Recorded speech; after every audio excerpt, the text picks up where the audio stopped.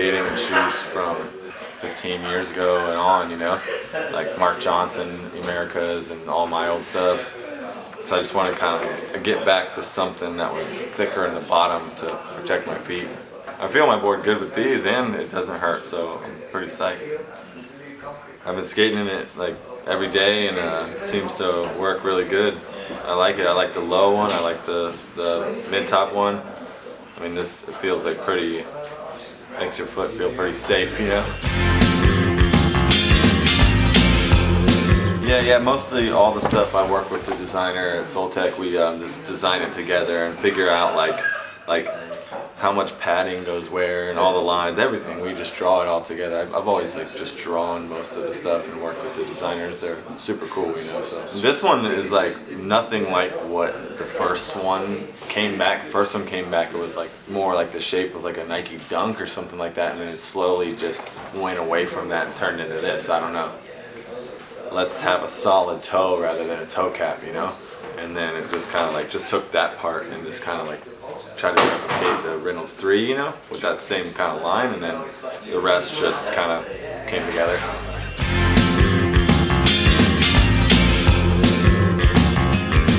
I mean, that was mostly for that one project, Stay Gold. All of that I don't know, whatever that was, came out the most during filming for that video. I wanted to make that one part really good, so, you know, in my mind I kind of knew if something was not the way I wanted it. I just knew it, you know. And Miner was helping me too. He would tell me like, you're not gonna like that, you know. And he was right most of the time, so we just kind of worked together. And like, I've looked at so much footage in my life, my own and everybody else's, and I see certain things that, you know, if I see something that looks weird, like a certain movement or something, then it stands out to me. So for that one video part, I didn't really want to, I don't know, I just wanted it to look a certain way. I mean, everyday life, it's not really there. I've felt sometimes maybe like I could have gone a certain way and just like tweaked out on little things that didn't matter, but I've always like overcome that. But when I'm skating and I'm scared of a certain trick or something like that, then I might start to freak out a little bit. I know people have told me before, they've watched me go back to try the trick again, and like I've done certain things and I haven't even been paying attention, and they're like, yeah, you did this certain thing every single time, and I don't even notice it. It's all in threes too, counts of 3. So like with that thing, like, it sounds crazy even talking about it, but like if I do something 3 times, then I'll do that whole thing like maybe 3 times, and then it adds up to like, okay, now you can go.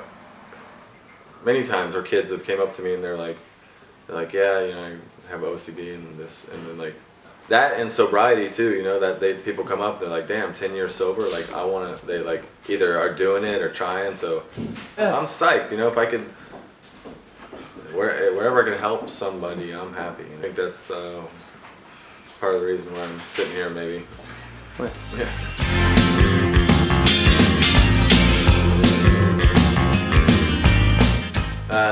I would say Klein's definitely out because I wasn't really like part of that, you know. Like my dealing with Klein would be, I'd fly to California and he would take us around skating. Like he was way older, so we were like, me and Jim would be like 16, 17 years old, and he was like, I don't know, probably like 25 to 30 or something. He would just drive us around skating. Jim was crazy. Honestly, we lived together for a long time, and we were both just into just using drugs and just, I don't know, it was just a certain time. I was like right there, we were like in it together. I'd see him though sometimes and with the heroin and everything, and I was like, this is getting bad, you know, this is getting real bad. But he got cleaned up, you know, came back, skates hard, been sober ever since, 10 years, you know, same as me. I'd say being sober and taking Antwuan on tours and stuff like that when he's not doing so great, that's probably the craziest of all.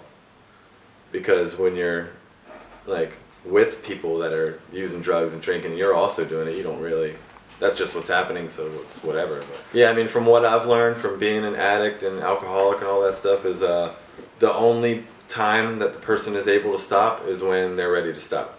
Like I could tell anybody like all day long, like you're fucking up, you need to stop, blah blah blah. But people told me that, and I'm like, yeah, you know, whatever. And then one day I was ready.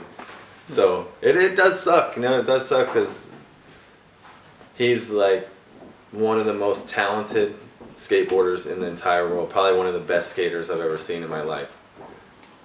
That's how it goes, man.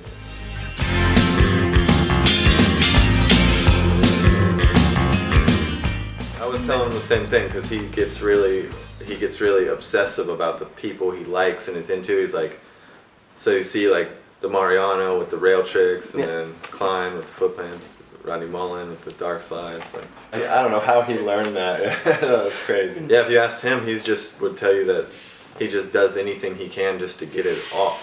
I don't even think he half the time knows what he just.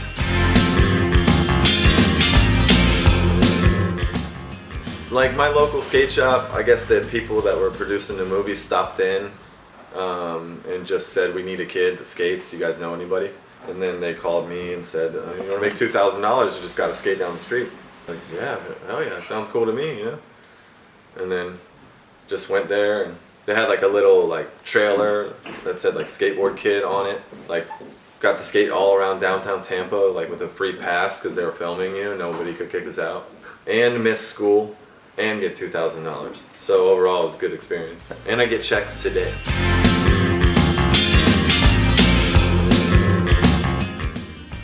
I'm in a lot of pain. During Baker 3 or something like that, I don't think maybe I might have like figured out about stretching or something a little bit, but during that filming, Stay Gold, I was like, towards the end of the video, this is what I would have to do to be able to skate. Ride my bike, an exercise bike on like this certain settings, like hard setting for like 45 minutes. I would do like 80 to 100 sit-ups.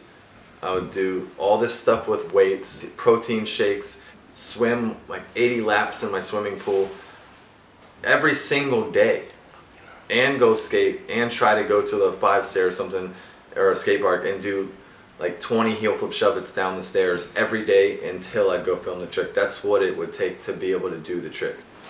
And I can't do, like right now, like nah.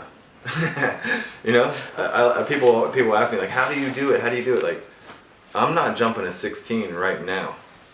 I did that because I felt like I had to do it, and I wanted to do something really, you know, good. But I don't do that every day, you know. And if I want to get to that, I have to like prepare myself for that. I can't do that every day. Nobody can, I don't think. I'm hurt, you know.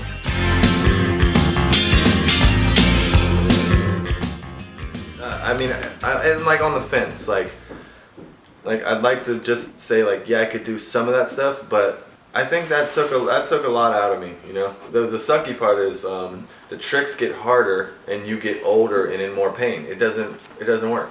So eventually you just gotta say like, fuck it, I'm just gonna do some like, I don't know, East Coast, cruise through the street, hit a flat bar.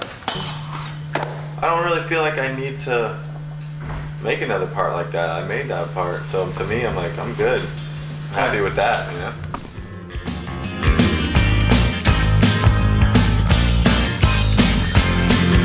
Alright, yeah, go to Route 1, get some Emericas, the Reynolds, or the G6, whatever you want. Hell yeah. That's what's up.